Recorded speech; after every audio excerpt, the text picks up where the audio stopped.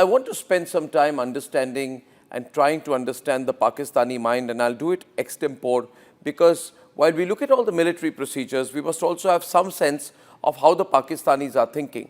Now, point number one, the Pakistanis, in terms of putting pressure on their government, are at an all-time high. There are lots of things being said about Asif Munir. There are lots of things said about Shehbaz Sharif.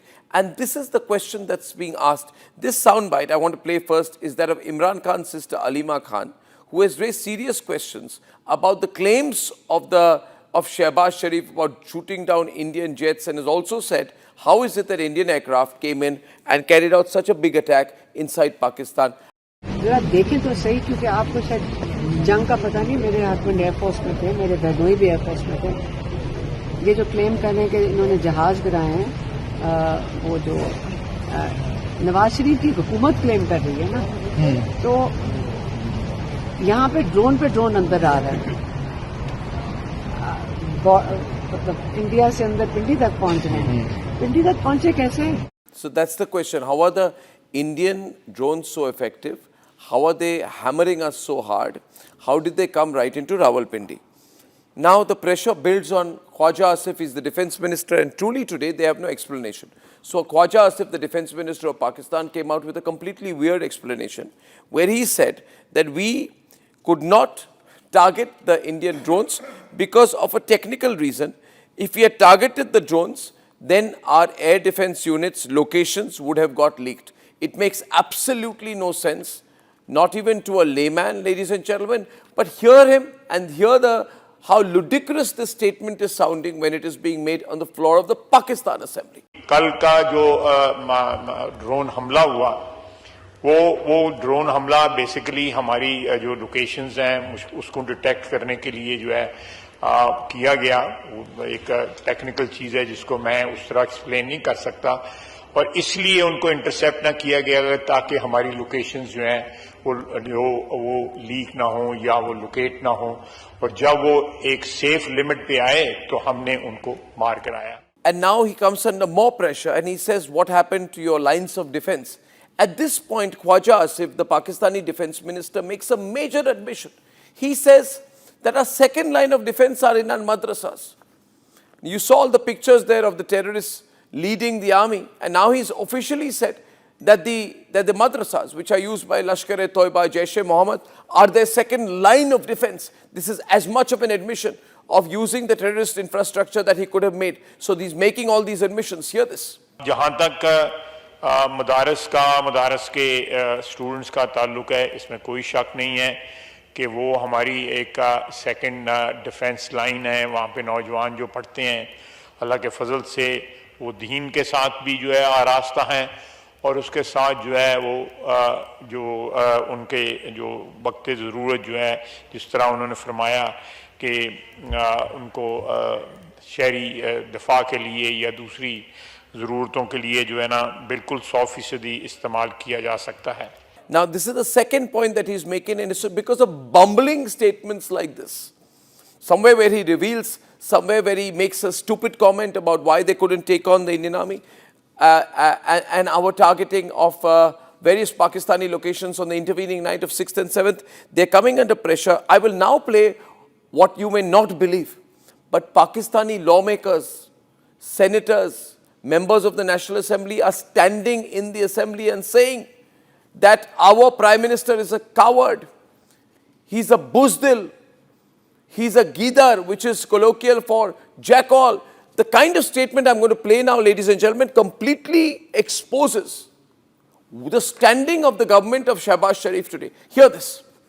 पता नहीं कौन सा कायद, वो India के इन मामलात के ऊपर एक स्टेटमेंट नहीं आई। जनाब डिप्टी स्पीकर साहब, मुझे टीपू सुल्तान के वो एक कॉल याद आ रहा है कि अगर एक लश्कर जिसका सरदार शेर हो और उसके साथ लश्कर में गीदड़ हो तो वो शेरों की तरह लड़ते हैं। अगर शेरों का लश्कर उसका सरदार गीदड़ हो तो वो नहीं लड़ सकते, वो जंगे हार लेते हैं। इस वक्त बॉर्डर पे खड़ा वो फौजी जो हमसे तवक्को रखता है कि हमारा लीडर जो कौमी लीडर होता है या जो वजीर आजम होता है वो आईना होता है, वो फेस होता है, उसकी तवक्को है कि हमारी सियासी क़यादत वो दलेरी के साथ मुकाबला करेगी। लेकिन जब आपका वजीर आजम, जब आपका लीडर बुज़दिल हो, वो मोदी का नाम ना ले सके, उसको आप क्या पैगाम दे रहे बॉर्डर पे लड़ने वाले उस जवान को? So viewers, you see, this is the situation in Pakistan, and then the Economic Affairs Ministry put out a statement saying that our stock markets have been hit, we have made heavy losses, and because of the losses we need to raise money. This is what the statement was from the Economic Affairs Division of the Pakistan Finance Ministry, where they were begging for loans on the internet. And then alongside that, the Karachi Port Trust put out a tweet saying that the Karachi port has sustained heavy damage following hits by India,